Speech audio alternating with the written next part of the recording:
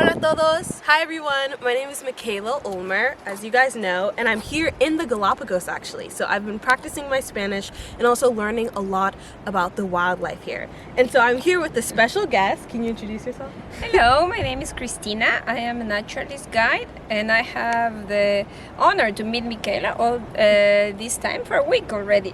Yes, and so I kind of want to do a quick snapshot. Even though we've been here for 7 days, I've been learning so much about the birds, the fish, the sharks, and I wanted to give you guys a sneak peek and also maybe talk about the bees. So first question is, what makes you so attached to the Galapagos? Ooh, I love the islands, how close you can get to the animals, and to me this is my happy place. And how long have you been working? 25 years already. Wow. I came for 2 and I stay longer than that. So I have another question. What is a naturalista? Because I see that on everyone's shirt. What is the title of a naturalista? We need to be certified by the national park in order to take you around the trails and share a bit of what we know and what you're seeing to explain you. So that's what a guide does, but we call us naturalist guides. That's awesome. I have a question about the species. What kind of species are living here? And are there any species that are more endangered than others? Yes, you have different kinds of animals. What we have that we call endemic are animals that are only found in the Galapagos, and we need to take care of them because they probably will be in danger of our foreigner organisms like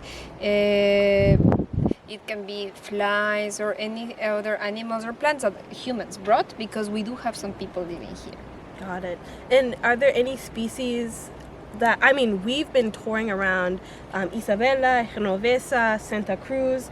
Are there any species that people are working on right now? I know we just saw the Floriana turtle and the saddleback turtle, and that's one that they're trying to regenerate their populations. Do you know of any species that are endemic and that you guys are working on conserving?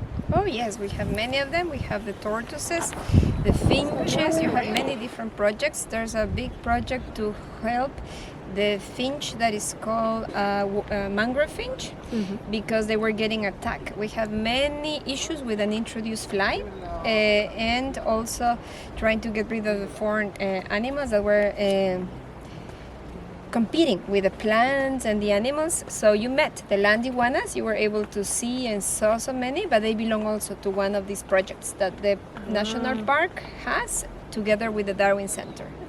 Wow. Okay, and I'm a bee person. I love learning about bees. So are there any bees here? And if not, what kind of pollination is going on? We do have a few flowers, like you see. This is a tree called Muyuyo. That's the Spanish name. The English name is Cordia lutea. We don't have a lot of pollinators because this is a very dry area, but we do have a few. One of them is a bee. You probably saw it. It looks like a bumblebee, but it's called a carpenter bee. Huge. It's this very big bee that very loud. Comes and checks, and it was scaring them because Michaela smells very nice, and you have sometimes a lip balm or stuff that can smell like a flower. They come, they check you, but that would be one of the few pollinators we have. And that drills holes in the wood, and that's one of our most important pollinators here. Wow. And is there anything that's threatening them, or are they just flourishing?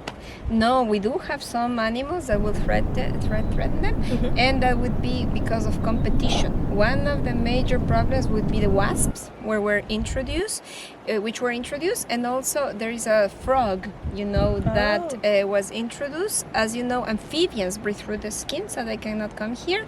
They couldn't have come here naturally, but they are eating the few insects that we have. So that's why we have a lot of scientists working specifically on checking what we can do to help, the animals that are only found in the Galapagos to stay and survive and deal with all this.